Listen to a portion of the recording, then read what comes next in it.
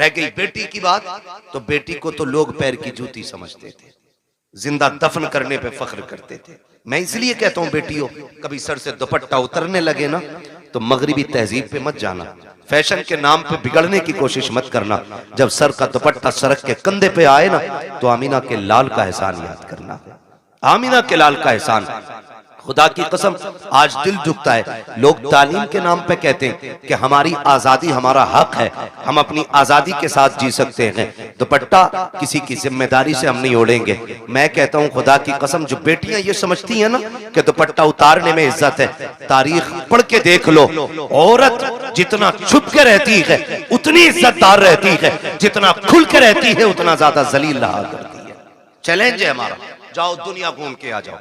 और सच्ची बात बताऊं, ये जो खड़े रहते हैं ना, जो इस्लाम के खिलाफ बकवास करते हैं, इस्लाम ने, मुसलमानों ने औरतों को कैद में डाल दिया और पर्दा दे करके उन्हें फांसी दे दी, उनका ऐसा कर दिया। मेरा चैलेंज है, ये भी जब निकाह करने चलते हैं ना, शादी करने, इन्हें भी शरीफ बच्ची चाहिए होती है, इन्हें भी शरीफ बच्ची चाहिए होती है। और शराफत की सबसे बड़ी पहचान यह है कि बच्ची की नजरों में हया होना चाहिए। यह सबसे बड़ी पहचान शराफत की है कि उसकी नजरों में हया होनी चाहिए। कितना बड़ा दाग लगाने की कोशिश की जाती है कि इस्लाम ने औरत को पर्दे में डाल के ना उसकी जिंदगी को लिमिटेड कर दिया, उसके अधिकार, उसके हुकूक छीन लिए, और ये कहते हैं कि औरत का बराबर हक है मर्द के साथ। क्या बराबरी का हक है? तो लोगों का कहना यह है कि जैसे मर्द मजदूरी करता वैसे औरत भी मजदूरी करे। ये नजरिया कि अगर रोडवेज मर्द कंडक्टर है तो औरत भी होनी चाहिए, मर्द ड्राइवर है तो औरत भी होनी चाहिए, का ये बराबर का अधिकार है। मैं कहता हूं गैरत आनी चाहिए। कहा क्यों? कहा तुम हमारे इस्लाम के बारे में क्या जानो? इस्लाम वो खूबसूरत मजहब है जिसने पूरी इंसानियत के मुकम्मल हुकूक का ख्याल रखा है, एक एक हक का ख्याल रखा है। लोगों ने कहा कि इस्लाम ने औरत को पर्दे में रख के पाबंद कर दिया, वो घर के अंदर 4 लोगों का खाना बनाए। मैंने कहा तुम इसे गुलामी कहते हो, आओ तुम्हारी आजादी बताऊं। कहा आजादी किसे कहते? कि लड़की खुल के जिंदगी जिए, जो चाहे ड्यूटी करे, उसका भी सर्विस करने का हक है। मैंने कहा चल ठीक, हम लोग अक्सर फ्लाइट एयरवेज वगैरह जाना रहता है, आप जाकर के देखो वो तमाशा औरत का बनाया गया है। हर जगह पे आपको लड़की खड़ी मिलेगी, हर जगह पे। मुल्क के अंदर लाखों नौजवान बेरोजगार टहल रहे हैं, उन्हें एक वक्त की रोटी देने के लिए तैयार हम नहीं है। किसी को पढ़े लिखे IAS IPS पकौड़ियां तलने के लिए तैयार है, लेकिन नौकरी मिलने को तैयार नहीं है। बेटियों के हुकूक के लिए लड़ने वालों, कौन से हक की बात करते हो? आपने लेकर के एक छोटी सी दुकान से हवाई जहाज तक बच्चियों को ले जाके खड़ा कर दिया और बात करते हो हमने इज्जत दी है। मैं तारीख के हवाले में ये बात कहना चाहता हूँ, जिम्मेदारी के साथ कहता हूँ, जाओ जाकर के किसी भी फ्लाइट को देख लो, एक फ्लाइट के अंदर कम से कम 350 बंदे बैठा करते हैं, और उसके अंदर उनकी देखभाल के लिए 3 से 4 बच्चियां होती हैं। 350 लोगों को सुबह से शाम तक पानी पिलाना, और उनकी ड्यूटी में यह लाजिम होता है तुमसे कोई किसी भी तरह बात करे, तुमको उनसे मुस्कुरा के बात करनी है। किसी के लहजे का भी, गलत लहजे का भी जवाब तुम्हें सख्ती से नहीं देना है, वरना तनख्वाह काट ली जाएगी। साहिब किस आजादी की बात करते हो? जिसने बेटियों से कपड़ों का हक छीन लिया तुम उसे आजादी कहते हो, जिसने उसकी इज्जत का हक छीन लिया तुम उसे आजादी कहते हो। 4 बच्चियां 350 लोगों की नौकरी कर रही है, तुम उसे आजादी कहते हो। ये आजादी नहीं है, ये गुलामी है। आजादी ये है कि 4 भाइयों की एक बहन हो, अपने भाइयों को इज्जत से खाना खिलाए, लेकिन खुदा की कसम किसी की मां ने दूध नहीं पिलाया है कि उस बहन की तरफ कोई नजर बिगाड़ के देख भी सके। इसलिए कि इज्जत के रखवाले रब ने 4 भाई दिए हैं, और तुम इज्जतें लूट के आजादी देते हो। इस्लाम इज्जतें दे के बेटियों को आजादी अता फरमाता है। नारे तकबीर, नारे रिसालत, नारे गौसियत, मसलके आला हजरत उलमाए अहले सुन्नत हजरत उल्लामा मुफ्ती हम्माद साहिब किबला मुरादाबादी। नारे तकबीर, नारे। ये आजादी हमारे इस्लाम ने दी है। वो 4 लोगों का बना रही। बताओ 4 लोगों का खाना मुश्किल है या 400 लोगों का? बोले 400। और घर में बहन के तेवर देखे आपने? उसने पोछा लगाया और जूता पहन के आ जाना, फिर बड़े हो या छोटे खैरियत नहीं है। बिस्तर अगर बहन ने लगा दिया तुम कूद के बैठ जाना, चादर अगर सिमट गई तो खैरियत नहीं है। झाड़ू लेके पीछे भागे तो कम, जूता लेके पीछे भागे तो कम। बड़ा भी है तो डर रहा है, क्योंकि उसने सफाई की। तो मैं ये कहना चाहता हूं, ये इज्जत हमारे इस्लाम ने दी, ये इज्जत हमारा मजहब देता है। लेकिन दिल के पपोले जल उठे सीने के दाग से, इस घर को आग लग गई घर के चिराग से। किसके लिए रोए हम? कमी तो हमारी है ना सारी, खतावार तो हम ही है ना कहीं, चूक तो हम ही से हुई है कहीं ना कहीं।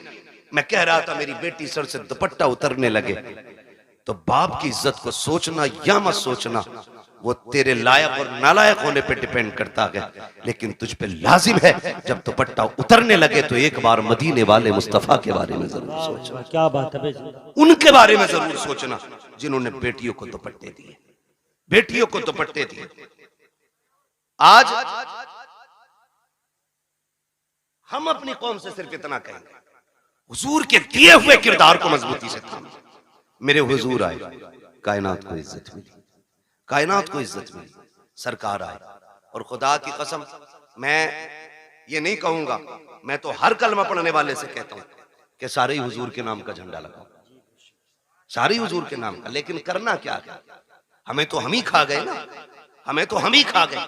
वरना दुनिया में ताकत नहीं थी कोई हमें मिटा लेता, औकात नहीं थी कोई हमें घुटनों पे ले आता, हमको हम ही खा गए। फिर कबंदी है कहीं और कहीं जाते हैं, क्या जमाने में पनपने की यही बातें? ये डॉक्टर इकबाल ने बहुत पहले कहा था, एक कलमा पढ़ने वाला झंडा लगाता है तो दूसरा कलमा पढ़ने वाला क्या कहता है? ये शिरक है। इससे शिरक भी आज तक कहना नहीं है। छोटे भाई का पजामा, बड़े भाई का कुर्ता, आके कह रहा शिरक। क्या शिरक है? कि झंडा नहीं लगना चाहिए। क्यों भाई? कि हुजूर के जमाने में झंडे नहीं लगे। वो गैरत कर भाई, पढ़ के किधर आए? हुजूर आए तो जिब्रील 3 झंडे लेके आए, 3 झंडे लेके आए। मैं झंडों पे भी बात करूंगा, लेकिन मैं समझाना चाहता हूं यहां किसी भी बिरादरी का बंदा बैठा है, मैं कहता हूं बिरादरी रख के हुजूर का गुलाम बन के सुने। हुजूर आए, झंडा किसी ने लगा दिया, पेट में दर्द क्यों? ओ भाई किसी झंडे पे पंजा लगा है, कौन सी पार्टी का झंडा है? बोले। यहां क्यों नहीं बोल रहे? जिसके घर में चूहे अजान दे रहे वो भी दुकान पे बैठ के देश चलाता है। हाँ, बीवी ने नमक मंगाया था, पैसे नहीं थे, लेकिन आके दुकान पे टांग रख के बीड़ी लगा के कह रहा किसकी बन रही है? अगर किसी जान पहचान के ने कह दिया फला की बन रही है, कह रहा चुप कर, 70 उसकी आ रही है। जिनसे घर नहीं चलता वो देश चलाने की बातें बैठ जाते। बताइए जरा, इतनी तो पहचान होगी। पंजा लगा तो किसका झंडा? जोर से ये बच्चे बोल रहे हैं, बड़े बड़ो गैरत करो, किसका झंडा? और साइकिल देखी तो मैं प्रचार नहीं कर रहा हूं इलेक्शन का, मैं कुछ बताना चाहता हूं कुछ। किसका? हाँ, यही ना, बच्चों को तुमसे ज्यादा नॉलेज होनी चाहिए। साइकिल किसका निशान बना? अच्छा, हाथी लगा देख लिया तो बसपा, और अगर फूल बना देखा तो बीजेपी। अच्छा, किसी के मकान पे ये झंडा अगर लगा है, समझो है ना, ये झंडा अगर लगा है तो जिस पार्टी का झंडा होगा देखने वाला समझ जाएगा कि जिसका झंडा उसी का बंदा है ना। यही होता है क्या नहीं? मिसाल के तो बस अब समझे, इस बात से मैं समझाना चाहता। झंडे से एतराज क्यों? हर पार्टी का अलग झंडा, हर कौम का अलग झंडा, हर मजहब का अलग झंडा है। अब जरा सोचिए, साइकिल देखी समाजवादी का कहलाया, पंजा देखा कांग्रेस का कहलाया, हाथी देखा बसपा वाला कहलाया, कमल देखा बीजेपी वाला कहलाया। अगर विलादत का झंडा देखेगा तो कोई मोहम्मदी नहीं कहलाएगा। बताओ तो सही, अगर साइकिल लगा के तुम समाजवादी वाले हो सकते हो तो विलादत का झंडा लगा के तुम्हें मोहम्मदी होने में क्या परेशानी होती? क्या बात है भाई, जिंदाबाद जिंदाबाद।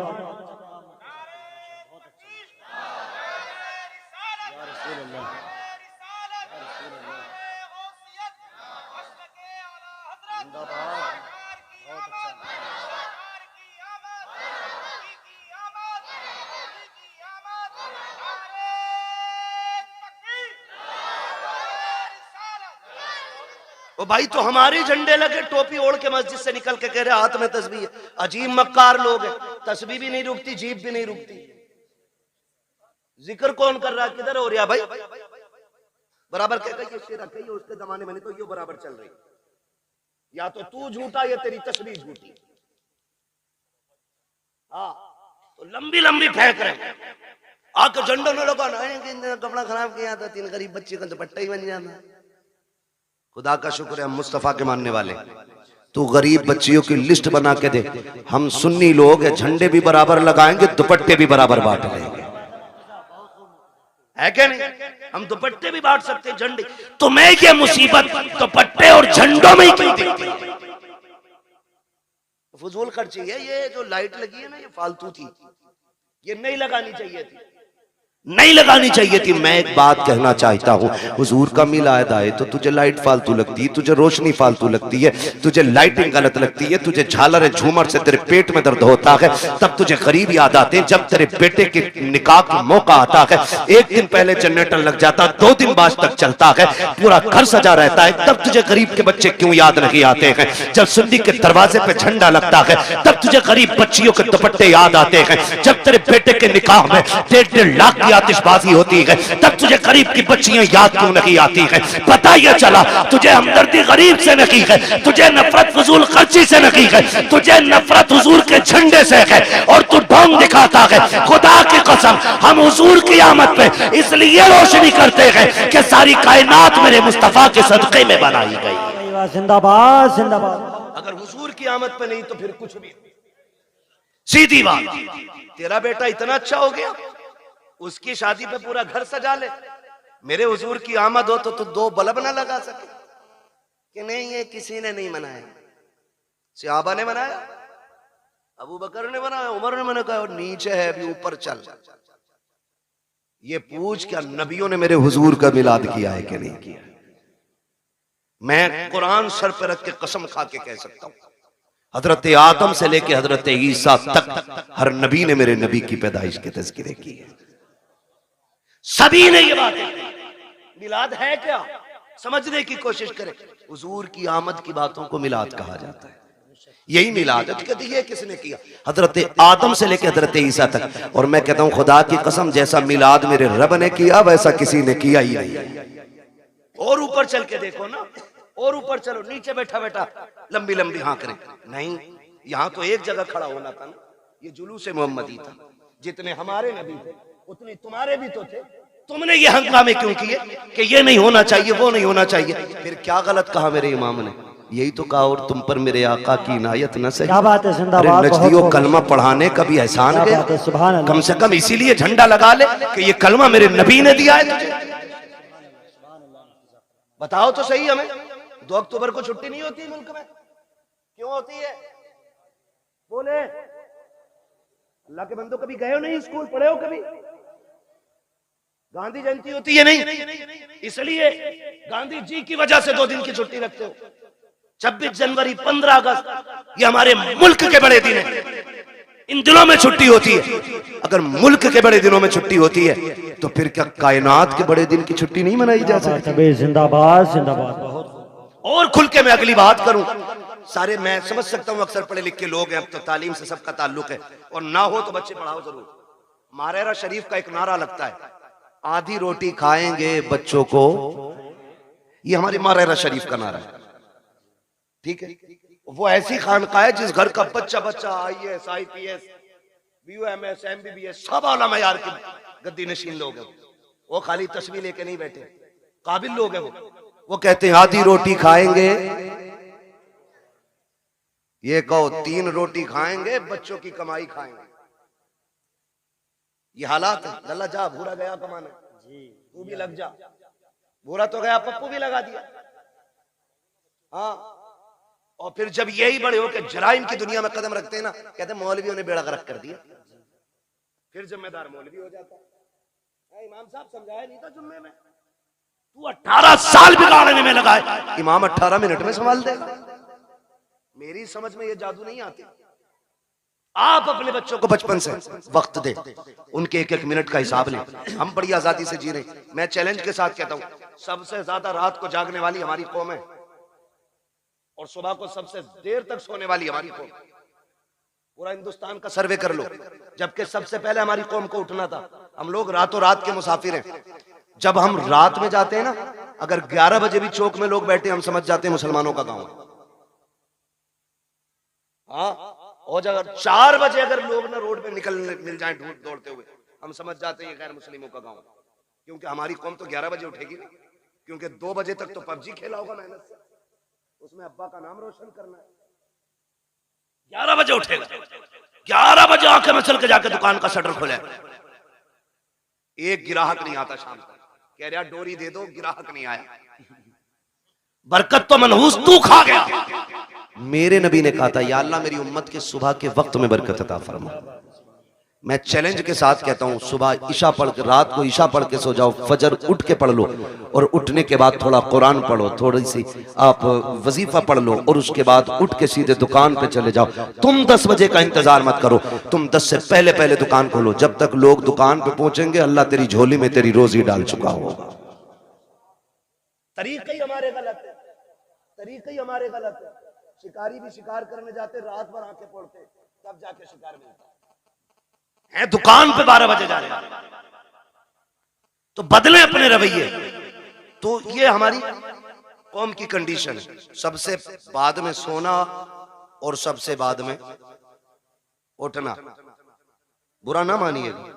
एक से कहने लगे साहब बच्चे को नहीं डांटते आप, उसने पता क्या कहा, क्या वो सुनता ही नहीं। तुम बात करियो, हमने कहा अल्लाह क्यों 2 बजे तक पबजी खेल रहा, कहीं पागल हो गए, तो कह रहा 1 बजे तक तो मेरे अब्बा भी चलाते मोबाइल। अब बताओ सुधरेगी ऐसे कौन? एक कहावत है बड़े बूढ़ों की, खरबूजे को देख के खरबूजा खरबूजा रंग बदलता है। तो ऐसे हालात बनाओ आप कि आपके बच्चे एक दूसरे को देख के पढ़ें, आगे बढ़े। एक कह रहा पबजी में तू कहां पहुंच गया, तो बता रहा मैं वहां पहुंच गया, तो अपना आप और उससे आगे जा रहे। गलत नहीं कह रहा हूं। 9-9 साल के इतना बड़ा मोबाइल लिए नाली पे मिलेंगे बैठे हुए, नाली पे। भाई इसको उधर घुमा दो थोड़ा सा, इसकी हवा नुकसान दे रही। नाली पे बैठे मिलेंगे मेरी कौम के नौजवान। नालियों पे बैठने की उम्र है? पढ़िए, आगे बढ़िए। उसके बाद कहते अरे नेताओं ने बेड़ा गर्क कर दिया, इनसे बारिश नहीं करी, मेरी तो नौकरी लग रही थी, मैं तो डॉक्टर बन जाता, मास्टर बन जाता। जो कौम घूस दे के पास होती है ना, वो कभी कामयाब नहीं हुआ करती है। मेहनत करो, खुद एड़ियां रगड़ो, और जो एड़ियां तुम्हारी रगड़ी जाएंगी, जो उससे पानी निकलेगा, खुदा की कसम वो चश्मा तुम्हारी आखिरी सांस तक चलता रहेगा। गलती तुमने ये की है, दूसरे के कंधों पे चले हो। काश अपनी जिम्मेदारी लेके आगे बढ़ते, खुद मेहनत करते। अगर तुम्हारे अंदर काबिलियत होती, किसी की मां ने दूध नहीं पिलाया था, तुमसे हक छीन लेता। जो हकदार होता है उसे हक हर हाल में मिल के रहा करता। सुभान अल्लाह। नारे तकबीर, नारे रिसालत, मसलके आला हजरत, नारे तकबीर। पढ़ोगे इंशाअल्लाह? कितनी जोर से इंशाअल्लाह कह रहे हो। अल्लाह तुम्हारी इंशाअल्लाह में बरकत दे दे। हाँ, तो भैया देखो सीधी सी बात है, मैं आपको एक बता दूं, सुनना बहुत गौर से मेरी बात। एक है कानून कुदरत और एक है कानून फितरत। दोनों चीजें याद रखना। कानून कुदरत में माफी है, कानून फितरत में माफी नहीं। कानून कुदरत यह है कि तुमसे गुनाह हो गया है, एक दिन मुसल्ला बिछा के रो दो रब के आगे। वह इतना बड़ा कादिर मुतलक है, तेरी पूरी जिंदगी के गुनाह एक लम्हे में माफ कर सकता है। यह है कानून कुदरत। लेकिन एक है फितरत। वो क्या है? कानून फितरत यह है कि ट्रेन आ रही है 120 की स्पीड से, और तुम यूं खड़े हो जाओ कि अल्लाह चाहेगा तभी मरेंगे, नहीं चाहेगा नहीं मरेंगे। वो आई और छीछड़े बखेड़ गई, फिर कहने लगो अल्लाह ऐसे ही चाह रहा था। ये फितरत है। आप स्पीड वाली गाड़ी के आगे खड़े होगे तो नुकसान पहुंचेगा। आप भरे दरिया में हाथ पैर बांध के डाल दो किसी को, और फिर कहो भाई कुदरत के ऊपर छोड़ दिया हमने। किसी को डेग में बंद करके पानी भर के नीचे से आग लगा दो और कहो जी कुदरत है, मरेगा मर जाएगा, बचेगा बच जाएगा। तो फितरत क्या है? बचना नहीं है ना। तो ये फितरत है। इसी तरह फितरत का ये भी कानून है, जो पढ़ेगा वो आगे बढ़ेगा, वरना आने वाले दौर में अनपढ़ों से नाली भी साफ नहीं कराई जाएगी। बिजनेस तो छोड़ो, बहुत बड़ी बात है, नालियां नहीं साफ करते और भीख भी नहीं मिलेगी। हालात इतने बदल गए। बब्बू भाई एक आया गाड़ी के पास, कहने लगा देखो, मैंने कहा टूटे नहीं है, QR कोड निकाला, कह रहा इस पे कर दो। ये भिखारियों ने तरक्की की है और हमने, अब्बा पे 18 थी, अल्लाह ने किस्मत से 3 बेटे दे दिए, 6-6 बीघे रह गई, और फिर अल्लाह ने उनको अगर 2 दे दिए, फिर 3-3 रह गई, और अगर उनके 2 हो गए, आगे रोड पर। ये कंडीशन है। बढ़ो, आगे बढ़ो, भीख में तुम्हें कुछ नहीं मिलने वाला, हक के लिए लड़ना पड़ता है, लड़ना पड़ता है। और तुम्हारी क़ियादत नेता नगरी, अल्लाह तुम्हें सलामत रखे, लाल रुमाल डाल के ना ऐसा बना फिर रहा मंत्री, चले जाइए थाने को, थाने वालों ने सबसे ज्यादा उसे ही कूटा। उसे पता है ना ये खाली 4 लोगों का ही नेता। ये भी जानते हैं जिसके पीछे 4000 आदमी होंगे उसको इज्जत मिलेगी, जिसके पीछे 4 आदमी होंगे उसे इज्जत नहीं मिलेगी। तो 4 का ना बन, 4000 का बन, क़यादत कर, मजबूत कर, चोली और आंख में चोली खत्म कर, शान का कायद बन। कायद देखना है तो देख मेरे नबी के उमर को, जब कुर्सी पे बैठा तो शेर बकरी भी एक जगह खड़ी।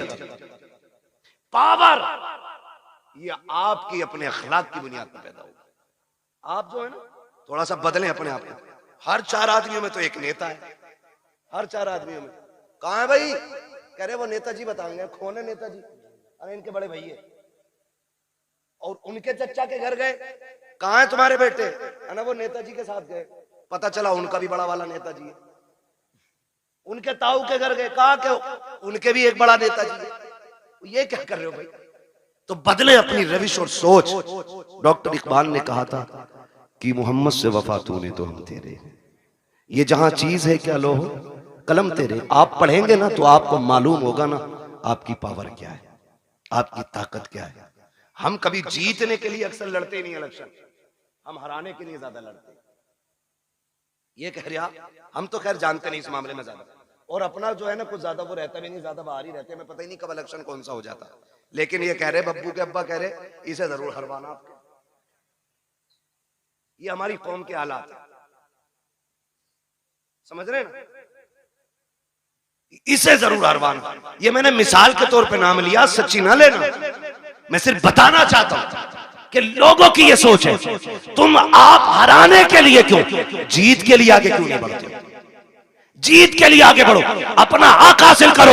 आपका एक नुमाइंदा अगर बीच चौराहे पे खड़ा हो जाए, कहते जो ये कहे वो हम कहेंगे, खुदा की कसम औकात नहीं है किसी की। अगर SSP भी आके तेरे गांव के जेब कतरे को ले जाए, खुदा की कसम ये जो घरों में आग लगती है या तो तेरी लगाई है या मेरी लगाई है।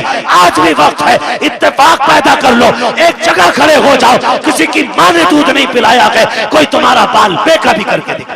क्या बात है भाई, जिंदाबाद जिंदाबाद। यही सोच मेरे नबी ने तुम्हें दी। बट गए कितने सारे, इतने बढ़ गए। एक ही घर के अंदर ना 2 पार्टी हैं। अब्बा किसी को वोट दे रहा, बेटा किसी को दे रहा, बीवी तीसरी पार्टी में। हाँ, खुदा की मिला ना विसाले सनम ना इधर के रहे ना। तो ऐसा मसला भाई, मैं प्रचार नहीं, मैं सिर्फ आपकी सफों में प्यार पैदा करना चाहता हूं। इसकी वजह से नफरतें पैदा नहीं होनी चाहिए। हाँ, इलेक्शन कोई हारे कोई जीते, छुट्टी इमाम साहब की ना, कुछ नहीं। मस्जिद मस्जिद है, ये अल्लाह का घर है। आके कह रहे निकालो, क्योंकि पिछले जुमे में मुझे सुनवाई आई थी, इन्होंने कही थी कलुआ कोई दियो सारे वोट। इमाम को पता ही नहीं कलुआ कौन था, वो छुट्टी हुई ना। हमारा दीन है, हम अपने दीन को खालिस रखें। मस्जिद में आए, इमाम से कहें वो तरीका बता जिस तरीके से मेरा नबी खाना खाता है, वो तरीका बताओ जिस तरीके से मेरा नबी पानी पीता है।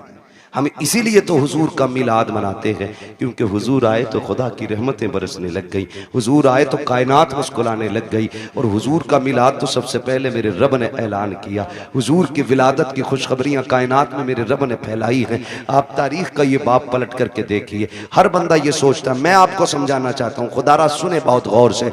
आज ना बड़ी आसानी से जब देखा ना कि दामाद मालदार है तो नसब नहीं देखा, जात नहीं देखी, मजहब नहीं देखा, जाके ना हम डायरेक्ट बेटी डाला है। भाई मजहब तो देख लेता, देखता ये अकीदा है कि बद अकीदा है कि खुश अकीदा है। हम मौलाना पैसे वाला था इसलिए लड़की दे दी, लड़की सुकून से रहेगी। नहीं मेरे भाई, तूने बेटी जहन्नम में झोंक दी है, क्योंकि ये 60 साल फाके से भी कट सकते हैं, लेकिन मरने वाली बात की जो जिंदगी है वो बड़ी मुश्किल हो जाएगी। वो 60 साल की नहीं, वो दायमी जिंदगी है। इसलिए खुदा के वास्ते पैसा देख के बेटी ना दिया करो, दीन देख के बेटी दिया करो। इसलिए कि पैसे के बगैर गुजारे हैं, लेकिन दीन के बगैर गुजारा नहीं हो सकता है। आज मेरी कौम कितनी आसानी से बर्बादी के दहाने पर है। हम आपस में बर्बाद होते जा रहे हैं। हुजूर से सच्चा प्यार क्यों नहीं करते हो? कई बार हमें भी कमेंट किया जाता है, मौलाना वहाबियों ने क्या बिगाड़ा है। मैं कहता हूं खुदा की कसम, जितनी जमीन हमारे बाप की कल थी उतनी आज भी है और उतनी कल भी रहेगी इंशाअल्लाह। हमारी न किसी ने छीनी है, न हमने किसी वहाबी से छीनी है, न किसी वहाबी ने हमारी बैंड काटी है। का झगड़ा किस बात का है? मैंने कहा झगड़ा सिर्फ इतना है, ये बेगैरत ये कहते हैं कि नबी के माँ बाप जहन्नमी है माज़अल्लाह। मुझे ये बताओ, जिसकी गोद में ऐसा शहजादा आया हो, जिसके सदके में रब ने जन्नत बनाई है, उस माँ को जहन्नम में कैसे डाला जा सकता है? हमारा झगड़ा तो इस बात का है, इन्होंने नबी के माँ बाप को जहन्नमी कहा। सुनो, हमारे बाप को कोई गाली दे हम बर्दाश्त कर सकते हैं, खानदान को कोई गाली दे हम गवारा करेंगे, मेरे नबी को कोई गाली दे ये गवारा नहीं किया जाएगा। उनके माँ बाप को कोई बुरा भला कहे ये गवारा नहीं किया जाएगा, इसलिए कि हमारा ईमान ये है, जमीनो जमा तुम्हारे लिए, मकीनो मका तुम्हारे लिए, चुनीनो चुना तुम्हारे लिए, बने दो जहां तुम्हारे लिए, हम आए यहाँ तुम्हारे लिए, उठे भी वहां तुम्हारे लिए। तो भाई नारे तकबीर, नारे रिसालत, नारे गौसियत, मसलके आला हजरत हजरत अल्लामा मुफ्ती हम्माद साहिब किबला, नारे तकबीर, नारे। ये हमारा नजरिया भाई, हमारा कोई झगड़ा नहीं। सिर्फ इतना झगड़ा, नबी के माँ बाप को जहन्नमी कहते हैं। वो खुद मेरे नबी क्या फरमाते? आका फरमाते हैं, लोगों आदम से लेके अब्दुल्लाह तक जितने पुश्तों में मेरा नूर गया वो सारे शान वाले लोग थे। जितने रहमों से मैं गुजरता रहा वो सारे रहम अजमतों वाले। मेरे नबी ने गोया बताया कि मेरे नसब में जितने मर्द और औरतें आती हैं अल्लाह ने सबको इज्जत वाला बनाया है। ये मेरे नबी का ऐलान है। और खुदा की कसम, मेरे महबूब का नूर देखे, अल्लाह ने महबूब के नूर को बनाने के बाद जमीन व आसमान, जन्नत दोज़ख बनाए। फिर तख्लीक इंसानियत का जो मसला आया है ना, जो मसला आया है, हजरत आदम को सबसे पहले रब ने बनाया। किसको बनाया? जोर से। हजरत आदम का पुतला बनाया गया जब वजूद तैयार हो गया, उनका वजूद तैयार। लोग कहते हैं कि इंसान पहले बंदर था, अजीब तहकीक के लिए घूम रहा है। जो बंदर की औलाद है वो बंदर कह रहे हैं अपने आप। हम तो आदम की औलाद है इसलिए आदमी है। ठीक है जी, हजरत आदम को बनाया, पहला इंसान हजरत आदम बने। जब पुतला तैयार हो गया ना तो अल्लाह ने हुक्म दिया, रूह को जाओ अंदर चली जाओ। रूह अंदर गई ना, लौट आई। रब ने फरमाया वापस क्यों आ गई? उसने कहा इसलिए आ गई कि अंदर दिल नहीं लग रहा था। मेरे नबी की शान मुलाहिजा करें कि अंदर दिल नहीं लग रहा था। फिर रब ने फरमाया अच्छा। फिर रब ने महबूब के नूर को हजरत आदम के वजूद में रखा। फिर जब रूह को हुक्म दिया अब जा, रूह गई तो अब निकलने का नाम नहीं ले रहे। कहा क्यों? कहा अब मेरा दिल लगने लगा है, क्योंकि इस वजूद में तेरे महबूब का नूर मौजूद है। हुजूर का नूर ना आदम अलैहिस्सलाम के वजूद में पहले पुश्त में रखा गया। जब पुश्त में था तो सारे फरिश्ते हाथ बांधे रहते। फिर वो नूर मुंतकिल करके पेशानी आदम में आया तो फरिश्ते सामने आ गए। हजरत आदम कहते हैं अल्लाह, ये फरिश्ते कभी पीछे कभी आगे हाथ बांधे रहते हैं, मसला क्या? रब ने फरमाया आदम बात तेरी नहीं, बात मेरे महबूब की है। क्या मतलब? का वो नूर तेरी पुश्त में था तो ये उसकी जियारत के लिए पीछे खड़े रहते थे। जब पेशानी में आ गया ना तो ये सामने आने लगे, तो ये सामने आ गए। कहने लगे अल्लाह मुझे दिखा ना। फिर रब ने वो झलक हजरत आदम के नाखूनों में दिखाई। और हजरत आदम ने जब हुजूर के नूर को देखा ना तो फिर चूम लिया। जब चूम लिया, खुदा का शुक्र है हम आदम की औलाद है, उन्होंने नूरे मोहम्मद देख के चूमा था, हम नामे मोहम्मद सुन के चूम लिया करते हैं। ये हमारा तरीका है। अब वो नूर हजरत आदम से हजरत अब्दुल्लाह तक आया। मुझसे गुजारिश पहले ही हो गई थी कि हुजूर का शजरा भी हो जाए, तो आज चूंकि मौजू भी है, बात भी है, मैं बताऊं कि किन किन जातों को मेरे नबी के नूर ने इज्जत बख्शी है। उसके लिए थोड़ा सा आपको मेहनत करनी पड़ेगी। आप जरा बोल दें सुभान अल्लाह। ऐसा नहीं ये सामने वाले बच्चे ना मेरा साथ दे, जब मेरा हाथ का इशारा हो ना मैं वो हुजूर के नसब के नाम बताऊं जिन जिन जिस पुश्तों में मेरे हुजूर का नूर मुंतकिल होता रहा है। ठीक है, जब मैं हाथ का इशारा करूं समझ लेना मौलवी की सांस घुटने लगे। मौलवी सांस लेना चाह रहे तो आपको क्या बोलना है? इतनी जोर से बोलना ताकि मैं अपने गांव की मस्जिद के चनों का शोर भूल जाऊं।